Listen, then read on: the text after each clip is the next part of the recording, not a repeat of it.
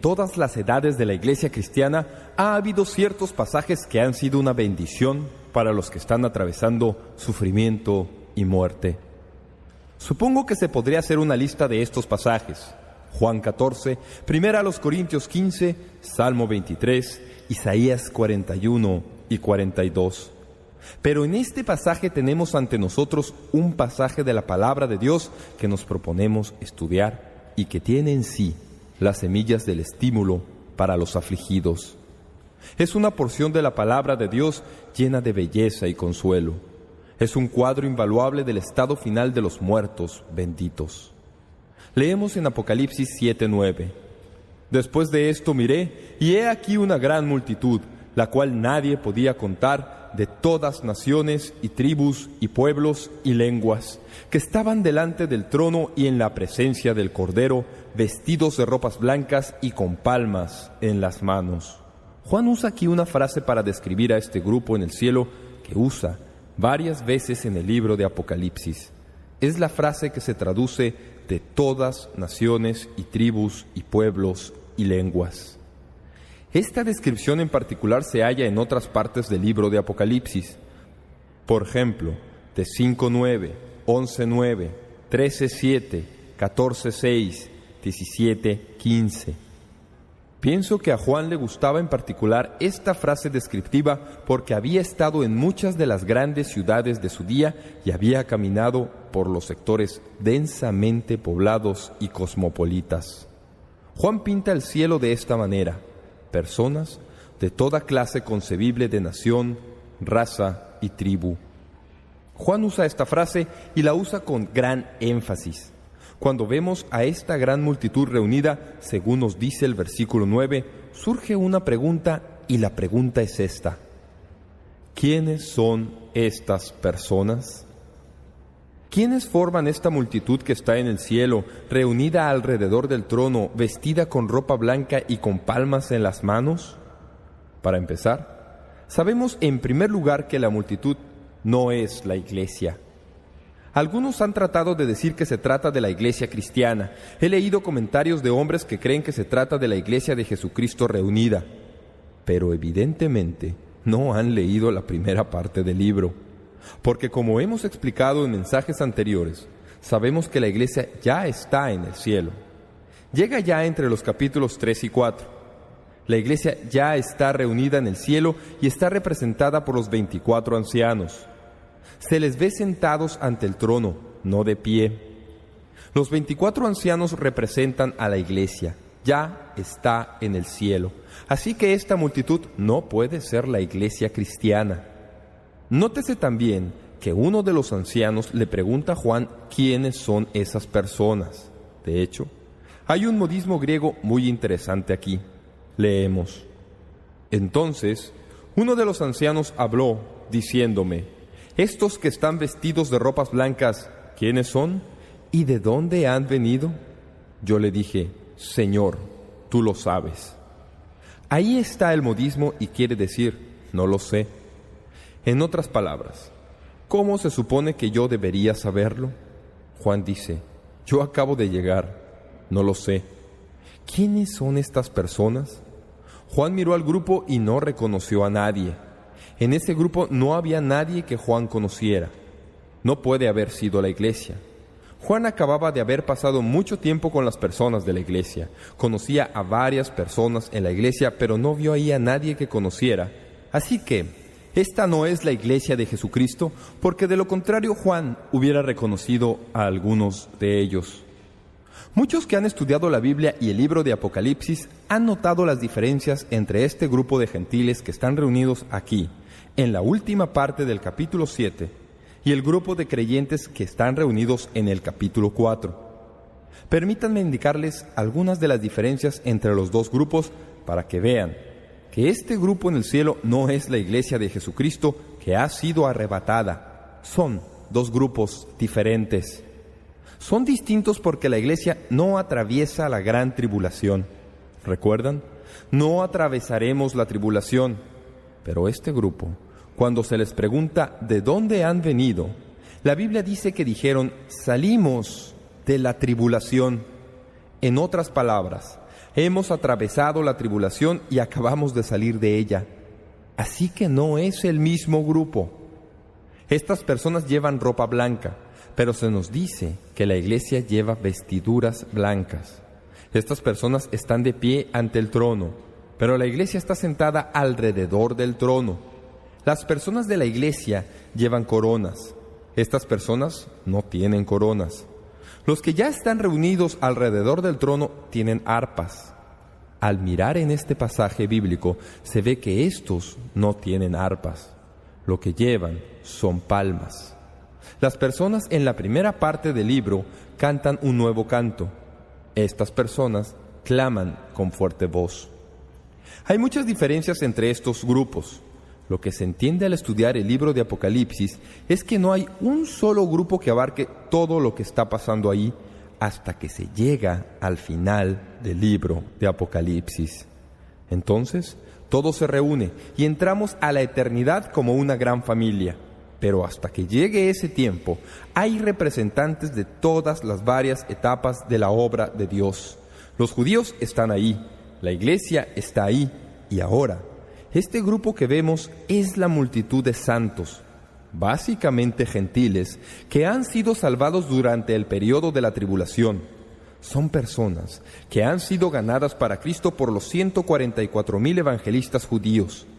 Recuerden que en los mensajes pasados hablamos de estos fogosos evangelistas que salen y predican el Evangelio. No solo serán salvados muchos judíos, sino que también serán salvados igualmente muchos gentiles. ¿Qué les va a suceder cuando son salvados? ¿Recuerdan la historia? Apocalipsis 6 nos dice las cosas que están sucediendo en ese tiempo.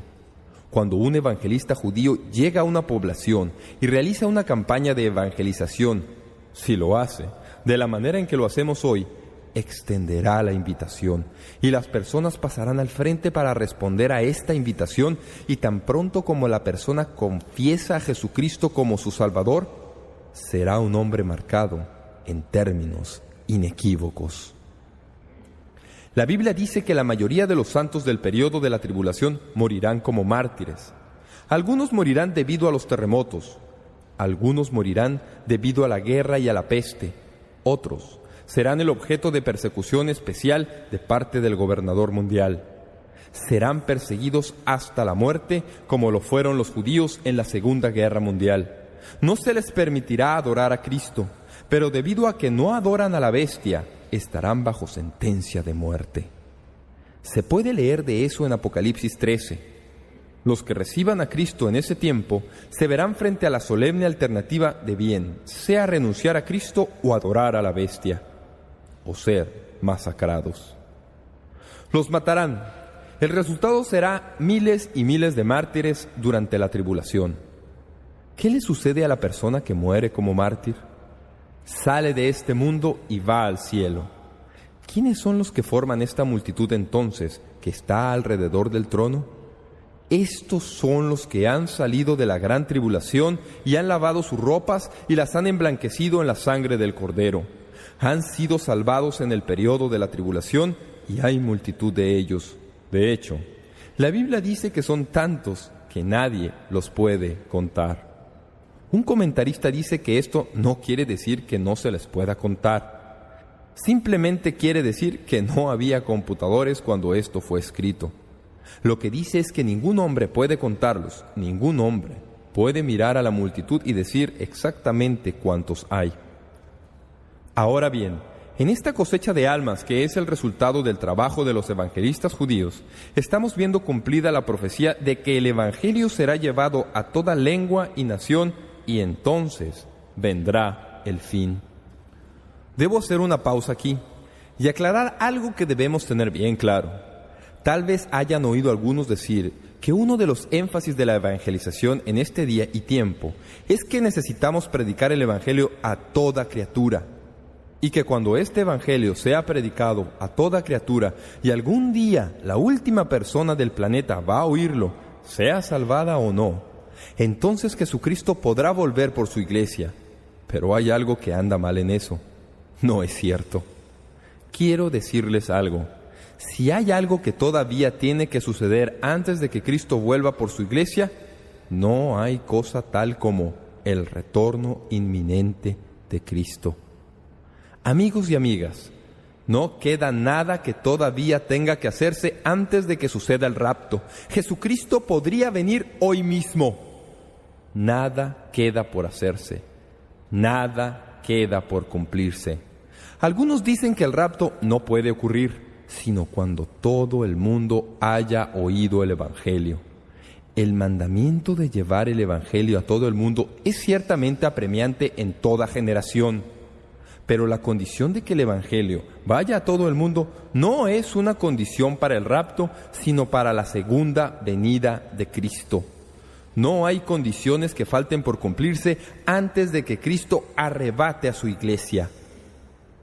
Al examinar a esta multitud grande en el cielo, vemos a personas que han sido ganadas después de que el rapto ya ha tenido lugar. Cuando el Evangelio es llevado por estos judíos evangelistas, ¿a dónde va? Miren en la Biblia, a todas naciones y tribus y pueblos y lenguas. Ese es el cumplimiento de esta profecía, no en nuestro tiempo, sino en el tiempo de ellos. Tal vez en esos días usarán la radio, televisión, la página impresa y toda la tremenda tecnología que tenemos a nuestra disposición y los satélites y todo lo demás. ¿Les digo algo? Si hay alguna manera ingeniosa de hacerlo, los judíos la encontrarán. El Evangelio irá a todas partes. La gente será salvada por multitudes y entonces vendrá el fin. Así que en este mensaje, al estudiar la Biblia, veamos a estas personas reunidas en el cielo y examinemos a esta gran multitud y veamos qué podemos aprender de ella. En primer lugar, noten la situación de la multitud en el cielo.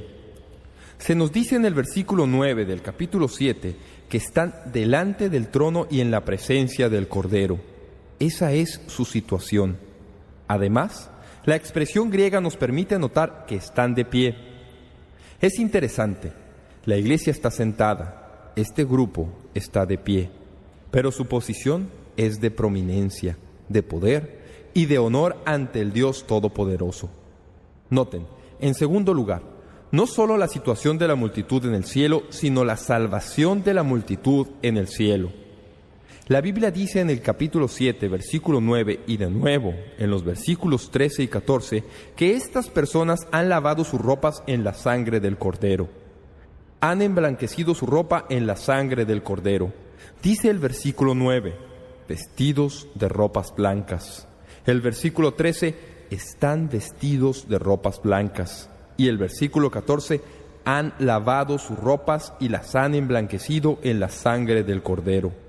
Esto es probablemente una referencia a lo que sucede en 6:11. Léanlo conmigo. Y se les dieron vestiduras blancas y se les dijo que descansasen todavía un poco de tiempo, hasta que se completara el número de sus consiervos y sus hermanos, y que también habían de ser muertos como ellos. ¿Qué vemos? Vemos más personas que mueren. ¿Y qué vemos en cuanto a ellas? Ellas también están vestidas de blanco. Están vestidos de la justicia de Cristo. Siempre que en la Biblia leemos que alguien está vestido de blanco, quiere decir una de dos cosas. Quiere decir que mediante la salvación ha sido lavado y vestido de la justicia de Cristo, o que se ha vestido en su justicia como creyente. Hay una justicia interna y externa, y por lo general se le denota por el uso de esta figura de blanco. Están vestidos de justicia.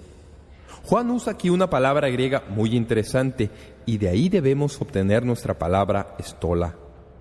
Llevan estolas blancas. Y en el griego esta palabra describe la ropa externa que se usaba como dignidad y gracia y hermosura y distinción.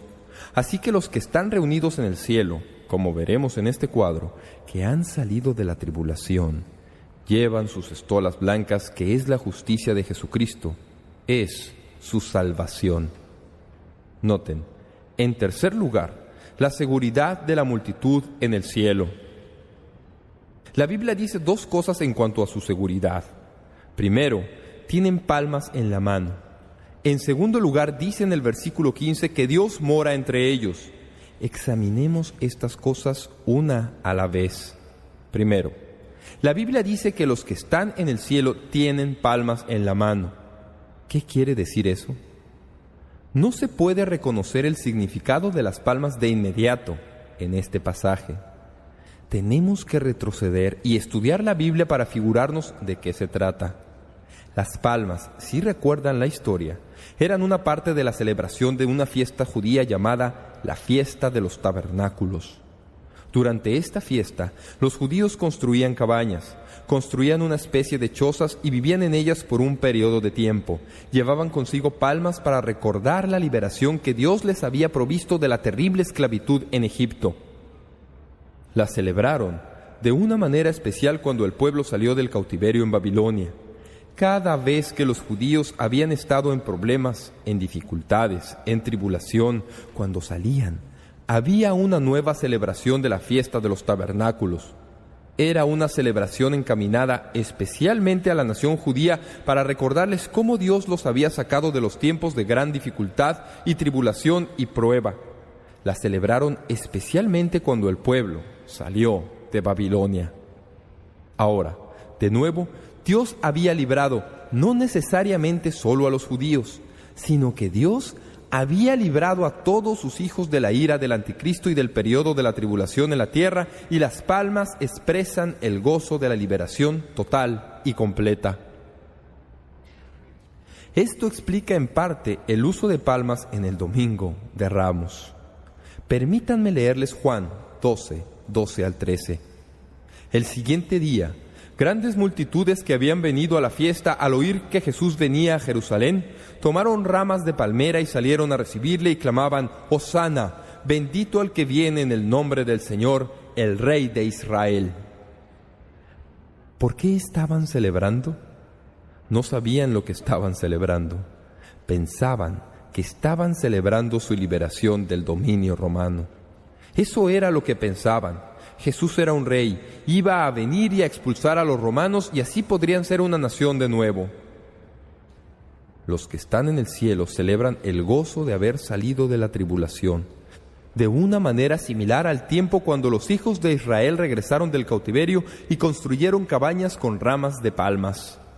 Se puede leer esto en el libro de Nehemías y se verá que fue un tiempo de gran alegría. Se encuentra en Nehemías 8, 15 y 17. Noten, en el versículo 15 del capítulo 7 de Apocalipsis, que el que está sentado en el trono extenderá su tabernáculo sobre ellos. Es Dios pastoreándolos, dándoles refugio y abrigo, lo que se indica con esa frase. ¿Piensa usted que eso quiere decir algo? Amigo mío, si usted hubiera atravesado la tribulación, pensaría que eso significa montones. Dios es su protección. La Biblia dice literalmente que Él extiende su tabernáculo sobre ellos, que pone sobre ellos sus brazos protectores, seguros por fin. Gracias, Dios poderoso. Estamos seguros por fin. Ese es el espíritu que hay en sus corazones. Notemos, en cuarto lugar, el canto de la multitud en el cielo. La Biblia dice: «Y clamaban a gran voz diciendo: la salvación pertenece a nuestro Dios, que está sentado en el trono, y al Cordero». Y todos los ángeles estaban en pie alrededor del trono, y de los ancianos, y de los 4 seres vivientes, y se postraron sobre sus rostros delante del trono, y adoraron a Dios, diciendo: Amén.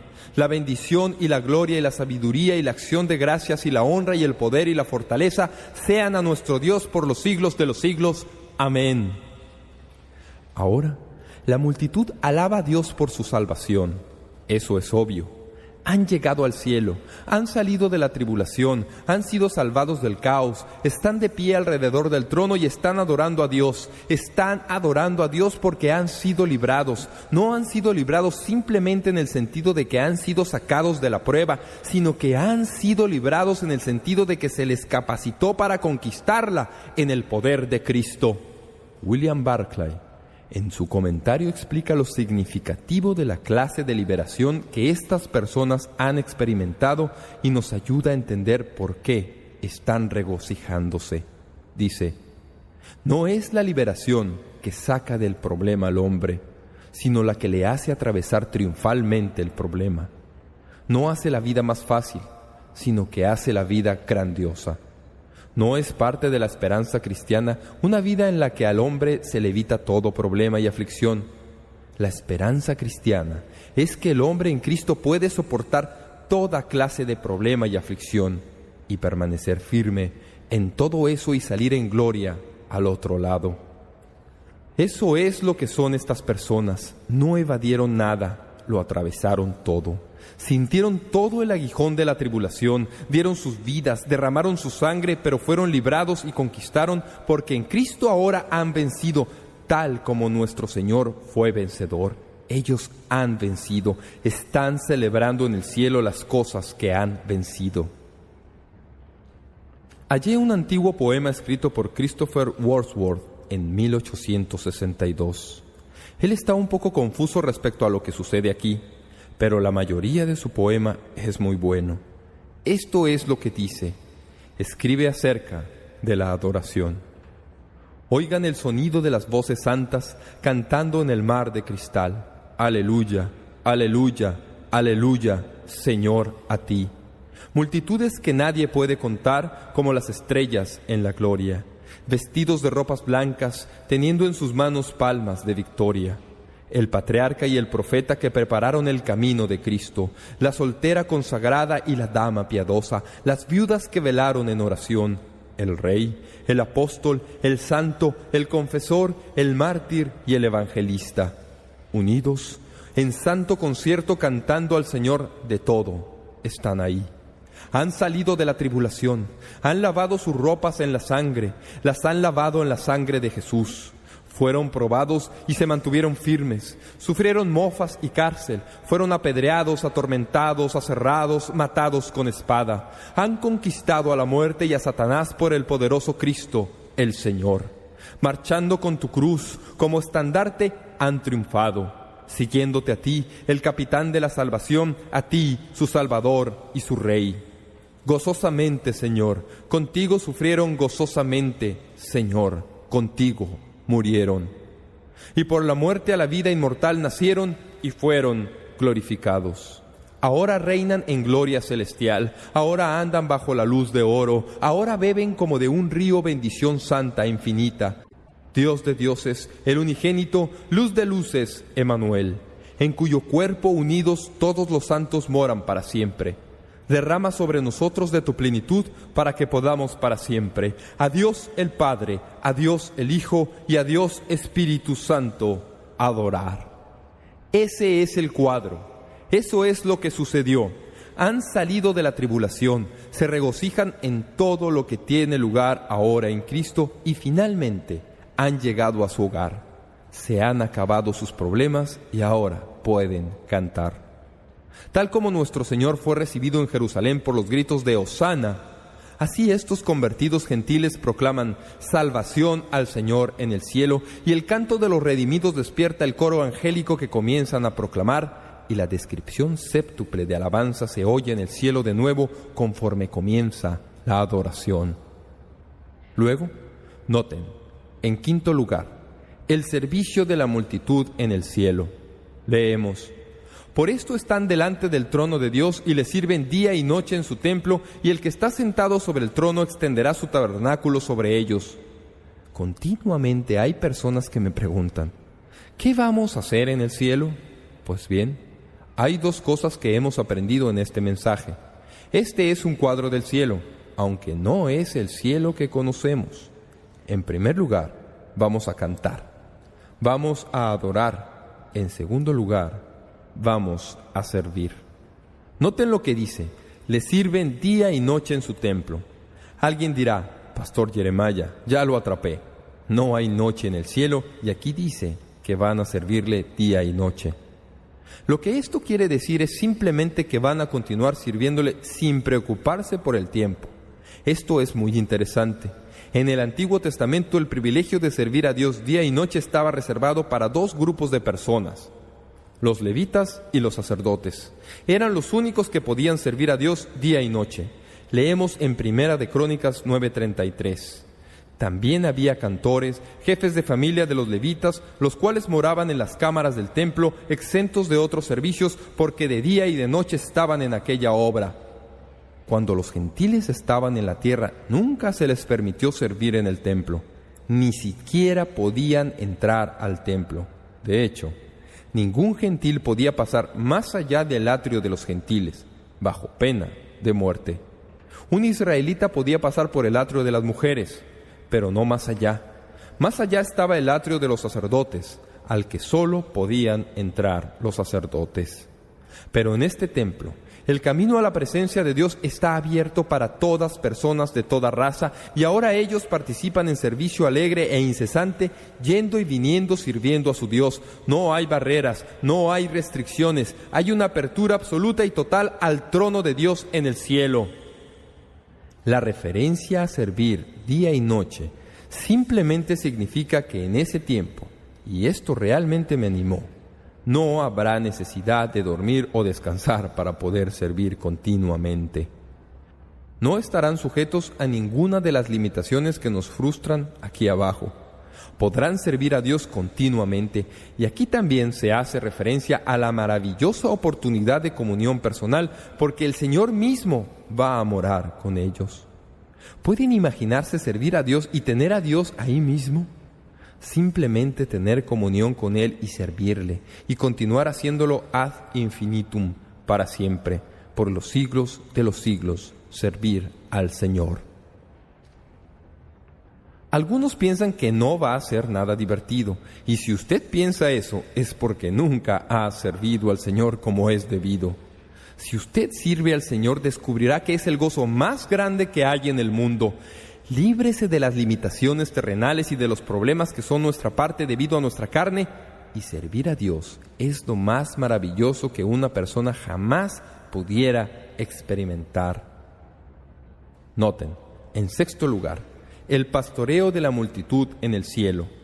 Ya no tendrán hambre ni sed, y el sol no caerá más sobre ellos ni calor alguno, porque el Cordero que está en medio del trono los pastoreará y los guiará a fuentes de aguas de vida, y Dios enjugará toda lágrima de los ojos de ellos. No pude evitar el pensar en un pasaje bíblico cuando leí esto. Si lo leen de nuevo, estoy seguro de que vendrá a su mente. Esto me recuerda el Salmo 23. Habla de no tener hambre, no tener sed, ser conducido a manantiales de aguas, a manantiales de agua viva. Habla de ser pastoreado. Esta multitud, cuando llegue al cielo, va a ser pastoreada por el Señor, el Cordero de Dios. Leemos en Isaías 49:10. No tendrán hambre ni sed, ni el calor ni el sol los afligirá, porque el que tiene de ellos misericordia los guiará y los conducirá a manantiales de aguas. Casi exactamente lo que se dijo en esta profecía. Ahora, piensen en esto por un momento. ¿Por qué es importante esto para este grupo de personas? Miren este versículo y examinen todo lo que dice que Dios va a hacer por ellos, y no lo saquen del contexto de lo que hemos estado estudiando, sino únanlo todo con lo que estas personas han estado experimentando en el periodo de la tribulación. Esta provisión del Señor está en agudo contraste a lo que estas personas atravesaron en la tribulación. Por ejemplo, el anticristo hizo morir de hambre a estos creyentes, y la copa del juicio se convirtió en un río de sangre, pero el pastor lo verá, y ellos nunca más volverán a tener hambre ni sed, como dice Apocalipsis 16:4. Mientras estaban aquí en esta tierra, no tenían la marca de la bestia, así que no podían comprar comida y no podían comer, y literalmente se murieron de hambre. Luego vino el juicio de Dios, y los ríos y el agua se convirtieron en sangre, y no había nada para beber. Así que lo que no tuvieron en la tribulación, ahora Dios se los provee en forma específica. Dios va a asegurarse de que nunca más sufran hambre y nunca más volverán a tener sed. Todas las lágrimas y toda la tristeza de su vida anterior quedarán atrás para siempre. Dios va a limpiar toda lágrima de sus ojos.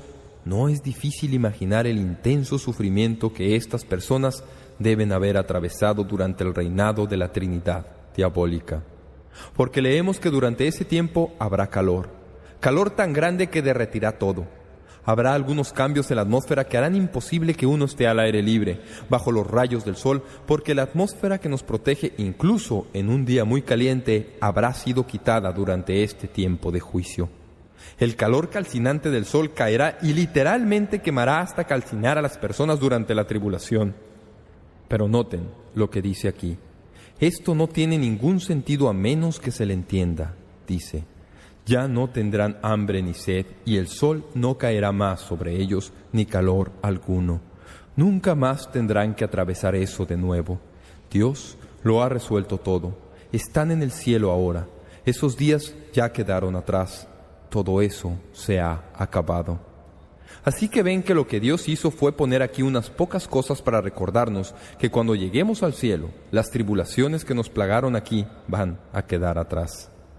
Dios va a suplir toda necesidad que tenemos y lo hará en total perfección, en contraste a lo que hemos experimentado aquí en la tierra. La última frase en el capítulo 7 es muy exacta.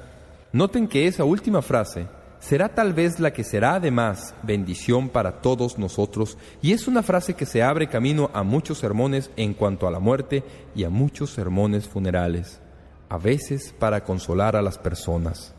La última frase del capítulo 7 dice: y Dios enjugará toda lágrima de los ojos de ellos.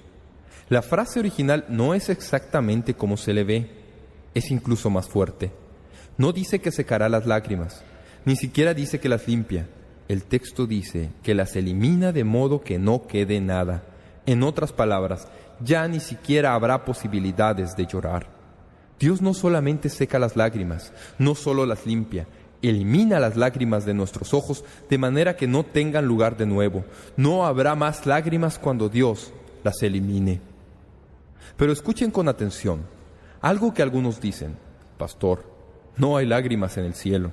Es más, hubo un tiempo en que yo cantaba en un cuarteto y solíamos cantar un canto que se titulaba No hay lágrimas en el cielo. Era uno de mis favoritos. Era sentimentalmente bueno, pero teológicamente equivocado. Permítanme preguntarles esto: si no hay lágrimas en el cielo, ¿qué es lo que Dios va a enjugar? Así que habrá lágrimas en el cielo. A decir verdad, habrá lágrimas en el cielo y no serán limpiadas excepto en 2 ocasiones, y es muy interesante que las 2 ocasiones en que las lágrimas son limpiadas se relacionan a los juicios de Dios sobre la tierra. Supongo que algunos de ustedes tal vez nunca han oído esto antes, porque a veces pensamos que una vez que pasamos por la muerte y llegamos al cielo como creyentes, no va a haber ningún dolor para nosotros. No quiero restarle nada de gloria a la experiencia cristiana, pero quiero que sepan que en el cielo Dios va a limpiar las lágrimas de los ojos de los creyentes. Eso quiere decir que va a haber cristianos en el cielo a los que se les limpiarán las lágrimas. No hay ninguna afirmación rotunda que diga que no habrá lágrimas en el cielo. No habrá lágrimas en la eternidad, pero habrá lágrimas en el cielo. Dios va a tener que limpiarlas. 2 veces leemos que Dios limpiará las lágrimas en el cielo. Hay 2 veces. Una en este capítulo y de nuevo en el capítulo 21. Así que no es correcto cantar que no habrá lágrimas en el cielo, porque habrá lágrimas en el cielo. O de lo contrario, no habrá nada para que Dios limpie. No hay lágrimas en la eternidad, pero sí hay lágrimas en el cielo. Ahora noten con cuidado. Es interesante notar que el contexto en que se limpian las lágrimas en el libro de Apocalipsis es este. Cuando Dios limpia las lágrimas en el capítulo 21, es justo después de que ha ocurrido el juicio ante el gran trono blanco. Dios no va a limpiar toda lágrima, sino después de que se ha terminado el juicio ante el gran trono blanco. ¿Cuándo es eso? Esto es al final. ¿Qué pasa en el juicio ante el gran trono blanco? No se confunda en cuanto a los juicios. El juicio ante el gran trono blanco es la ocasión cuando todos los que no son salvos comparecen ante Dios y Él les dice: apártense de mí, nunca los conocí. Entonces van a la eternidad, perdidos para siempre, jamás. Y es después de eso que por última vez Dios finalmente va a limpiar las lágrimas de los que están en el cielo. Dios limpia las lágrimas en el capítulo 7 justo después de que ha concluido la tribulación. Si usted sabe bien su teología y sabe bien la profecía, sabe que el periodo de la tribulación en la tierra coincide con el tribunal de Cristo en el cielo. Lo que está sucediendo aquí abajo en la tierra por 7 años es la tribulación. Lo que está sucediendo en el cielo por 7 años es que Cristo está juzgando a las personas que han sido arrebatadas y que comparecen ante Él para dar cuenta de las obras hechas en la carne. En 2 ocasiones, las lágrimas son limpiadas en el cielo, después del tribunal de Cristo y después del juicio ante el gran trono blanco. Algunos opinan que no habrá razón de llorar, porque tendremos el cuerpo y la mente de Cristo. Pero parece que olvidan que Cristo lloró. Él lloró por los pecadores e incluso por una ciudad que no quería recibirlo como el Mesías. Jesús lloró, y cuando estemos en el cielo, también vamos a llorar. Ustedes preguntan, pastor, ¿por qué vamos a llorar? No tengo todas las respuestas, pero basado en el lugar en que tiene lugar la limpieza de las lágrimas, parece evidente que vamos a llorar por 2 razones. En primer lugar, en el tribunal de Cristo, nos daremos cuenta de lo que pudiéramos haber hecho y no hicimos por Cristo y vamos a llorar. Pienso que se requerirá un acto de Dios limpiar esas lágrimas de nuestros ojos. No vamos a entrar en la eternidad así. No vamos a ir así al cielo como lo conocemos.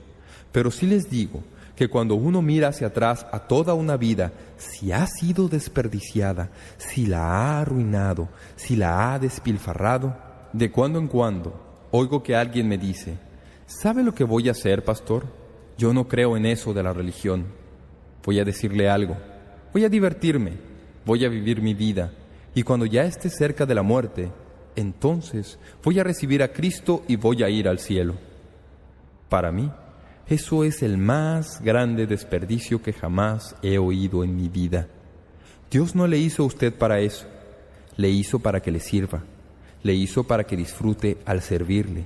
Por eso es que muchos que dicen eso nunca tendrán esa oportunidad. ¿Qué sentido más abrumador de rebelión decirle a Dios, cuando esté listo, entonces voy a ser salvado? Cuando uno sabe que si Dios lo quiere, puede apagar su vida en cualquier momento que quiera. Tal vez usted no tenga esa opción. Pero incluso si pudiera hacerlo, ¿pueden imaginarse a una persona con ese espíritu compareciendo un día ante el tribunal de Cristo y mirando hacia atrás a una vida totalmente desperdiciada y viendo lo que pudiera haber hecho por Cristo? Algunos han esperado mucho tiempo para dedicarse al Señor. Gracias a Dios que le queda lo que le queda. Me encanta lo que oí a un predicador decir, Señor, sé el Señor de lo que queda. Eso es importante, pero qué terrible cosa desperdiciar una vida. Habrá llanto en el tribunal de Cristo hasta que Dios limpie esas lágrimas. Y va a haber llanto, en mi opinión, ante el gran trono blanco. Lloraremos cuando veamos a los no salvos a los cuales pudimos haberles testificado y no lo hicimos, y que perecen y van al infierno. Para algunos serán madres y padres, hermanos y hermanas, esposos y esposas. Habrá lágrimas en el cielo, y Dios va a tener que enjugarlas, porque si no el cielo y la eternidad no serán lo que deberían ser. Esto es impresionante, es aleccionador. Permítame responder a una última pregunta en este mensaje. A veces cuando hablamos del gran despertamiento espiritual en la tribulación, algunos me dicen, Pastor, pensé que usted había dicho que si uno no es salvado antes del rapto, no habrá una segunda oportunidad. ¿Qué tal de todas esas personas que están siendo salvadas? ¿Qué tal si rechazo a Cristo ahora y no soy salvado y luego viene el rapto? Todos ustedes se van y cuando los veo irse, sabré que tenían razón. Tan pronto como vea que eso suceda, voy a buscar al evangelista judío más cercano que pueda hallar y entonces voy a ser salvado. Todo el tiempo oigo a personas que me dicen, voy a esperar hasta el rapto, y si el rapto ocurre, sabré que tenían razón. Entonces voy a ser salvado. Hay solo una cosa que anda mal en eso. La Biblia dice que no es posible hacerlo. No habrá una segunda oportunidad para que las personas sean salvadas durante la tribulación. Usted no hace las reglas. Dios es quien hace las reglas. Y Dios dice que eso no va a suceder. Busquen segunda a los Tesalonicenses capítulo 2, la referencia a la multitud que es salvada en el periodo de la tribulación no se refiere a personas que tuvieron su oportunidad de ser salvadas durante su vida.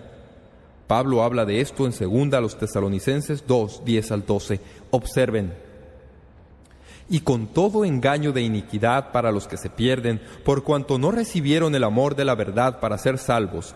Por esto Dios les envía un poder engañoso, para que crean la mentira, a fin de que sean condenados todos los que no creyeron a la verdad, sino que se complacieron en la injusticia. ¿Qué está diciendo? Dice que cuando una persona ha oído el Evangelio en esta vida y sucede el rapto, y la persona entra en la tribulación, no será salvada, debido a que habrá un fuerte engaño. ¿Por qué? Porque cuando tuvieron la oportunidad de creer, no creyeron. Dice, no creyeron a la verdad, sino que se complacieron en la injusticia. Ustedes dicen, ¿qué mentira van a creer? Lea el capítulo 13 de Apocalipsis. No tendrá ninguna dificultad para figurarse de qué se trata. ¿Saben lo que va a suceder? La bestia y el anticristo van a realizar milagros, literalmente regresando de los muertos. El anticristo va a volver a la vida. Todo lo que usted jamás ha leído en cuanto a Cristo hasta este punto va a duplicarse en la vida del anticristo. Las personas que han oído el Evangelio y lo han rechazado según lo que dice la Biblia, van a caer en un engaño y van a creer esa mentira, y creyendo esa mentira van a ir al infierno sin ninguna otra oportunidad de recibir a Cristo. Amigos y amigas, no hay una segunda oportunidad. No hay otra oportunidad. Este es el día de salvación. No hay ninguna oportunidad después de esta. Si usted rechaza a Cristo ahora, nunca tendrá la oportunidad de recibirle después de que la iglesia de Jesucristo ya se haya ido.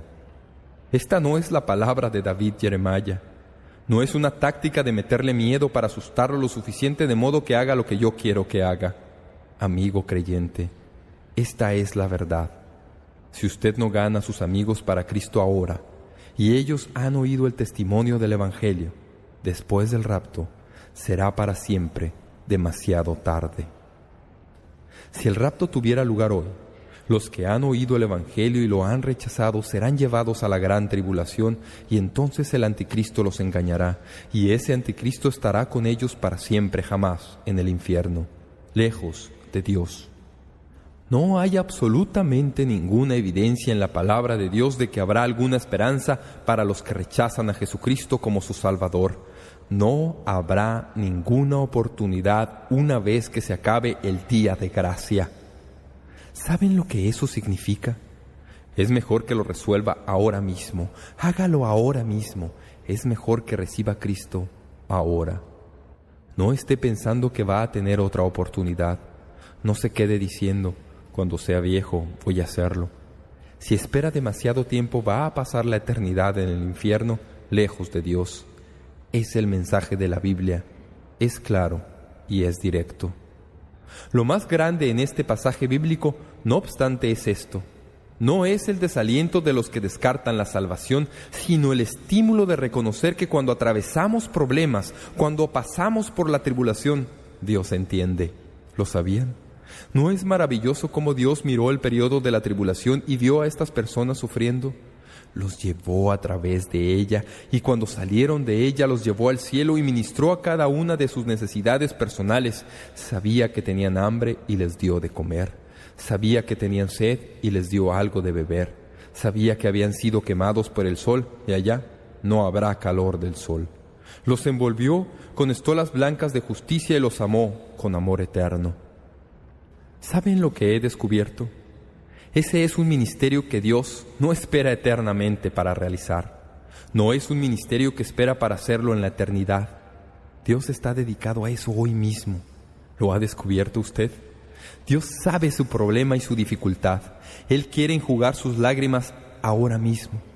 No las va a limpiar permanentemente, pero Él sabe cómo secar lágrimas. Dios a menudo viene con su ministerio para ayudarnos y animarnos, porque sabe lo que estamos experimentando. Nada se le escapa jamás. Amigo y amiga, quiero animarlo. No sé lo que usted esté atravesando. Algunos tal vez estén atravesando cosas muy duras, pero Dios lo sabe y le ama. Y en medio de esa tribulación, Él quiere tener un ministerio de estímulo en su corazón. En cierta ocasión, una mujer que asiste a nuestra iglesia me dio un escrito. Al principio, pensé que ella lo había escrito, pero luego me escribió una nota para decirme que ella no lo había hecho. Ella lo halló y quería que yo lo leyera, como muchas de las cosas que la gente me da. Lo leí. Lo puse en mi escritorio y medité en este ensayo. Pensé que sería un buen estímulo para ustedes en esta ocasión. Dice como sigue. Nos sucede a todos. La muerte del invierno se mete por las puertas de nuestras vidas con sus ráfagas de realidad fría y desnuda, destrozando nuestros corazones, agotando nuestros recursos, forzándonos a enfrentar la finalidad. Golpea nuestros cuerpos y ataca nuestras almas, y después de la tormenta, sea la muerte de un ser querido o la muerte de un sueño, quedamos solos, soportando el peso de la muerte. Es sábado. El sábado es negro, frío, silencioso. No hay esperanza, no hay futuro, no hay visión. La mayoría de los discípulos se han reunido detrás de puertas cerradas. Unos pocos se han alejado y se han escondido. Así lo hacemos. Nos retraemos a donde otros no puedan vernos, o cuestionarnos, o darnos consejos. No hay respuestas el sábado, solo la reunión de esas verdades desnudas que hemos sostenido y, sin embargo, nunca poseído. Sea que dure un día o más, nuestro sábado vendrá. Es más, bien pudiera ser que si morimos diariamente, siempre habrá un momento de un sábado que trabaja en nosotros. Ese vacío entre nuestro decrecer y su crecimiento, carne y espíritu, muerte y vida.